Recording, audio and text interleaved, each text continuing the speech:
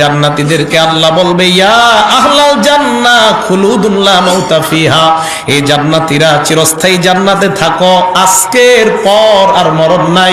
আমি আল্লাহ চিরস্থায়ী জান্নাতের সার্টিফিকেট দিয়ে দিলাম।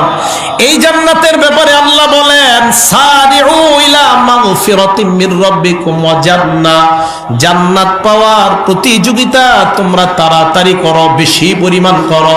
জান্নাতীরা জান্নাতের মধ্যে আছে, আনন্দ উল্লাস করবে, প্রচুর পরিমাণ আনন্দ, ভরপুর আনন্দ করবে। হঠাৎ জান্নাতীরা কানের মধ্যে শুনতে পাবে কে যেন তাদেরকে ডাক দিয়ে বলবে আসসালামু আলাইকুম ইয়া আহলাল জান্নাহ, হে জান্নাতীরা তোমাদেরকে সালাম। জান্নাতীরা চারদিকে তাকায় দেখে কাউকে দেখা যায় না, গায়েব থেকে একটা আওয়াজ আসবে, এই সালাম অন্য কেউ দেয় নাই, আমি আল্লাহ তোমাদেরকে সালাম দিলাম। আল্লাহর সালাম পাইতে সবাই রাজি আছি না নাই? আল্লাহ সালাম দেওয়ার পর জান্নাতীদেরকে আল্লাহ প্রশ্ন করবেন হাল ওয়াজাদতুম মা ওয়াদা রাব্বুকুম হাক্কা, আমি আল্লাহ তোমাদেরকে যেই যেই নিয়ামত দিলাম তোমরা পাইছো কিনা। জান্নাতীদের মধ্যে গ্রুপ হবে দুইটা, এক দল বলবে ওয়াজাদনা মা ওয়াদানা রাব্বুনা হাক্কা, আল্লাহ তুমি যা যা ওয়াদা করছো সব আমরা পাইছি। আরেক দল হবে উলামায়ে কেরামের দল, আলেমরা বলবে আল্লাহ না না সব আমরা পাই নাই। আল্লাহু আকবার। আল্লাহ বলবে একদল বলে পাইছি, তোমরা বলো পাও নাই। ওলামারা বলবে আল্লাহ আমরা তো দুনিয়াতে নবীর হাদিস শুনলাম, আল্লাহর নবী পূর্ণিমার চাঁদের রাতে সাহাবাদেরকে বললেন এ সাহাবাদের দল, আকাশের পূর্ণিমার চাঁদ দেখতে তোমাদের কোনো সমস্যা হয় কিনা? সাহাবারা জবাব দিলেন লা ইয়া রাসূলুল্লাহ, পূর্ণিমার চাঁদ দেখতে কোনো সমস্যা হয় না। আল্লাহর নবী বললেন লা তুযামুনা ফি রুয়াতিহি সাতারাউনা রাব্বাকুম কামা তারাউনা হাদাল কমারা ফি লাইলাতিল বদরি, যেমনি ভাবে পূর্ণিমার চাঁদ দেখতে তোমাদের সমস্যা হয় না, জান্নাতে এই চোখ দিয়া সরাসরি আল্লাহকে দেখবা কোনো সমস্যা হবে না। কারে দেখবো? দেখতে চাই না সবাই? ওলামারা বলবে আল্লাহ আপনারে দেখি না, এখন আপনারে দেখতে চাই। আল্লাহ সূর্যের রূপে তাজাল্লি প্রকাশ করবে, সহ্য করার ক্ষমতা থাকবে না।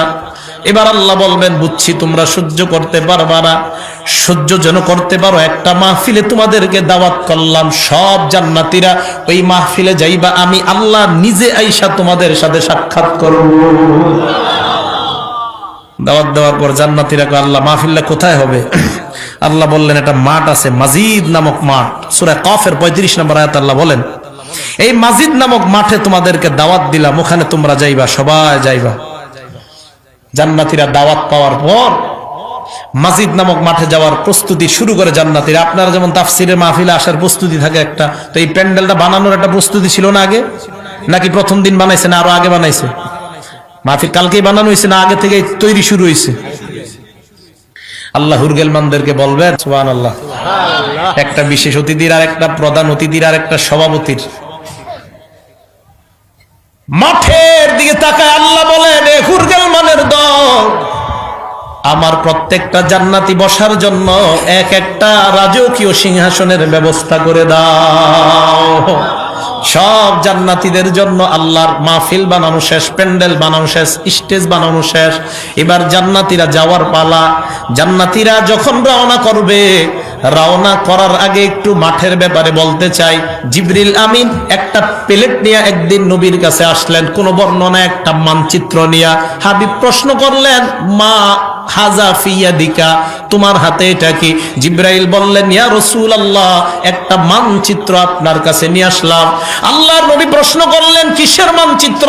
জিবরাইল বললেন আল্লাহ একটা মাঠে মাহফিল করবেন, মাঠটার নাম মাজিদ নামক ময়দান, ওই ময়দানের একটা মানচিত্র নিয়ে আসলাম। আল্লাহর নবী বলেন কেন আনলা? জিবরাইল জবাব দেয় ইয়া রাসূলুল্লাহ 600 ডানা দিয়ে আল্লাহ আমাকে বানাইছে, একটা ডানায় এত শক্তি আল্লাহ দান করছেন, পুরা দুনিয়াটা আমি আসমানে উঠে আছাড় দিতে পারি, এত শক্তি আল্লাহ দান করছেন। আল্লাহর কাছে সেজদায় পড়ে রইলাম, আল্লাহ তুমি আমাকে আমার 600 ডানা পরীক্ষা করার ক্ষমতা দিয়ে দাও। আল্লাহ কয় জান্নাত ঘুরো। 8 জান্নাত ঘুরলাম, 7 জাহান্নাম ঘুরলাম, সব ঘুরলাম, ঘুরার পরেও আমার সামান্য শক্তি খরচ হয় না। আল্লাহর কাছে বললাম, আল্লাহ আমার 600 ডানার পরীক্ষা করতে চাই।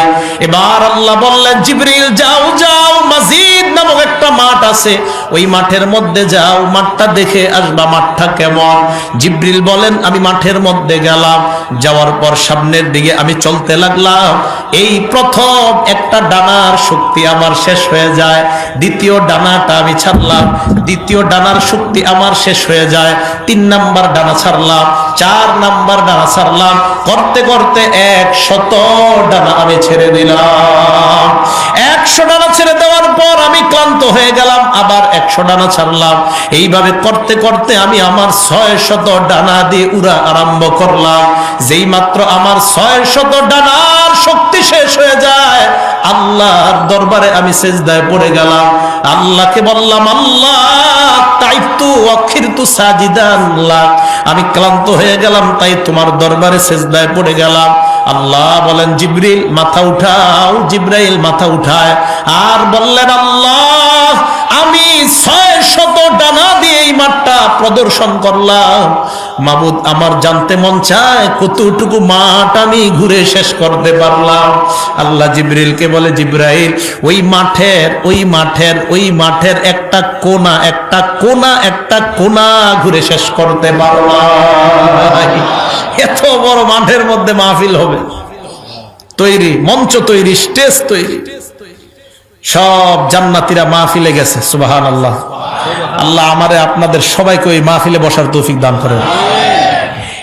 সিংহাসনের মধ্যে বসার পর সব জান্নাতীরা স্টেজের দিকে তাকায় দেখে স্টেজে নবী, সব নবীরা স্টেজে বসা। কয়টা চেয়ার? চেয়ারের দিকে তাকায় দেখে চেয়ার 3টা খালি। কি ব্যাপার, চেয়ার খালি কেন? চেয়ার খালি দেখা জান্নাতীরা মনে মনে একজন আরেকজনকে বলতে লাগলো, চেয়ার খালি কেন? হঠাৎ ঘোষণা করা হবে, এখন বিশেষ অতিথি তার আসন গ্রহণ করবে। সুবহানাল্লাহ। সব তাকায় আছে বিশেষ অতিথির চেয়ারের দিকে। হঠাৎ তাকায় দেখবে বিশেষ অতিথির আসনে দাউদ পয়গম্বর বসে যায়। সব জান্নাতীরা দাউদ নবীর দিকে তাকায় চিন্তা করবে, কি বড় মর্যাদার পয়গম্বর, দাউদ পয়গম্বর আল্লাহর মাহফিলের বিশেষ অতিথি হয়ে গেলেন। এবার জান্নাতীরা চিন্তা করতে থাকবে, প্রধান অতিথির আসনটা জানি কারা গ্রহণ করবেন। বার ঘোষণা করা হবে, প্রধান অতিথি তার আসন গ্রহণ করবে। জান্নাতীরা তাকায় দেখবে প্রধান অতিথির আসনে আইসা আমার আপনার সকলের প্রাণের স্পন্দন, আল্লাহর দোস্ত আখিরি জামানার পয়গম্বর এসে প্রধান অতিথি হয়ে যায়।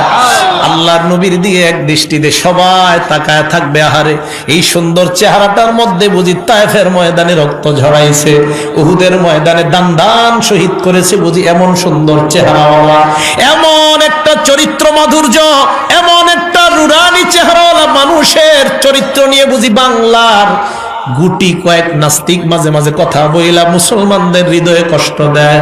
আমি আজ স্পষ্ট ভাষায় উলামায়ে কেরামের সামনে আপনাদেরকে ওয়াদা করাইতে চাই, আমরা মুসলমান হিসাবে আওয়ামী লীগ বিএনপি পরিচয় এটা যার যার ব্যক্তিগত পরিচয়। আল্লাহর নবীর ইজ্জতের উপর সামান্য কোনো আঘাত যদি কেউ করতে চায়, জীবন দিয়ে হলেও সবাই এক প্ল্যাটফর্মে দাঁড়াইয়া তাদের বিরুদ্ধে আমরা জিহাদ ঘোষণা করলাম। নবীর কোন দুশমনরে ছাড় দেওয়া যাবে? বলেন যাবে? এই ব্যাপারে মুসলমান এমপি, মন্ত্রী, আওয়ামী লীগ, বিএনপি, জামাত, জাতীয় পার্টি সব এক, নবীর দুশমনদেরকে কোনো ছাড় নাই। আমরা কি কখনো আন্দোলন করি বলেন? কিছুদিন পর পর খোঁচা মারে ওলামায়ে কেরাম যেন আসে আর তাদেরকে যেন একটা জঙ্গিবাদের উপাধি দেওয়া যায়, এরকম। আমাদের শেখুল হাদিস আল্লামা আজিজুল হক রহমতুল্লাহ আলাইহি যমুনা টেলিভিশন চিন্তা করে কিভাবে খোঁচাটা দেওয়া যায়।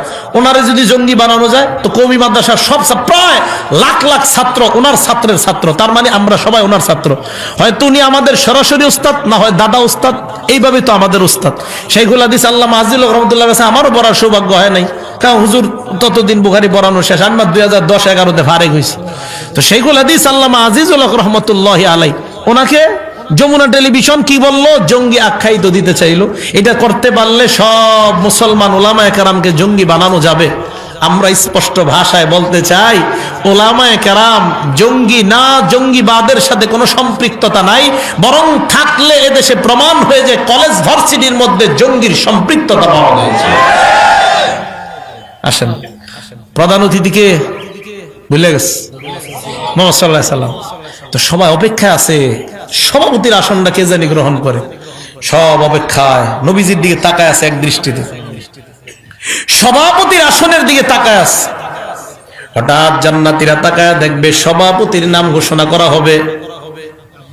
সভাপতির আসনের দিকে তাকায় দেখে সভাপতির আসনে ঈশা অন্য কেউ নয়, আমার আপনার নবী বলি সকলের সৃষ্টিকর্তা আল্লাহ এসে বসে যায়। সব জান্নাতীরা আল্লাহর দিকে এক দৃষ্টিতে 40 বছর তাকায় থাকবে। আল্লাহ 40 বছর পর বলবে নজর নামাও, হাল মিম মাজিদ, আর কোন নেয়ামত তোমরা চাও? জান্নাতীরা বলবে আল্লাহ আরো কোন নেয়ামত আছে কিনা? আল্লাহ জবাব দিবেন এখনো তো শুরুই হয় নাই। দুনিয়ার মধ্যে মাহফিলে তোমরা গজল গাইতা, আমার মাহফিলেও গজল হবে। মিকাইলকে বলবে মিকাইল তুমি হাম পাঠ করো। মিকাইল আল্লাহর শানে হাম পাঠ করা আরম্ভ করবে। তাকায় দেখবে জান্নাতীরা খালি মুখে বসা।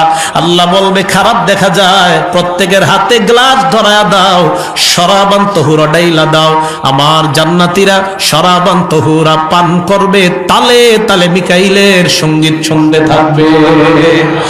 এটা আমরা পাবো ইনশাআল্লাহ। বলেন সবাই ইনশাআল্লাহ। এটা তারা পাবে না যারা 31st নাইট, কয়েকদিন পর এই 31st নাইটে যারা মদ খেয়ে মাতাল ভাবে সারাটা রাত কাটাবে, তাদের জন্য এই নেয়ামত নাই, তাদের জন্য এই নেয়ামত। 31st নাইট বুঝেননি? আসতেছে কিছুদিন পরে। এত পরিমাণ মদ বিক্রি হবে আমাদের দেশে, এত পরিমাণ মদ বিক্রি হবে, এত পরিমাণ মদ বিক্রি হবে। এইগুলারে আবার কিভাবে যে কোন দিকে যে যাইতেছে দেশ আল্লাহ জানে। আমাদের দেশের স্বাধীনতার স্থপতি বঙ্গবন্ধু শেখ মুজিব, ওনার জন্য দোয়া মাহফিল করা উচিত। উল্টা ওনার জন্য নর্তকী এনে নাচিয়ে ওনার প্রতি শ্রদ্ধা করা হয় নাই, ওনাকে অশ্রদ্ধা করা হয়েছে। এটা ভক্তি প্রদর্শন করা হয় নাই, এটা একজন স্থপতির প্রতি সম্মান দেখানো হয় নাই।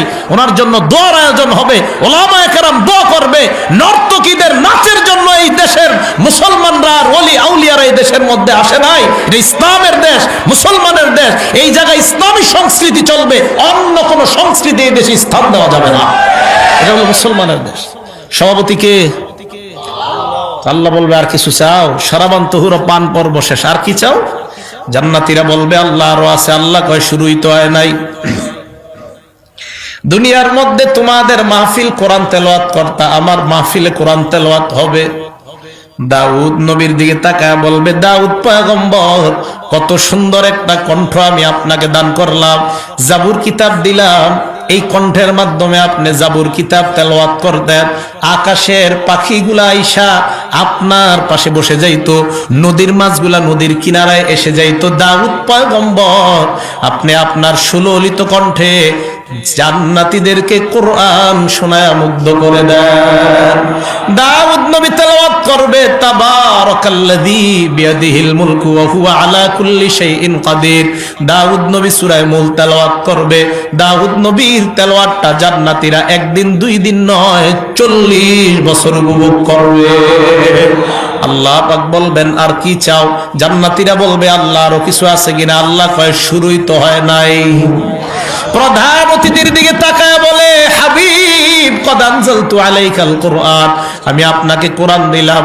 ওয়া হামালতাল মাশাক্কাতা লিহাযা, এই কোরআনের জন্য আপনি কত কষ্ট সহ্য করলেন, মাইর খাইলেন।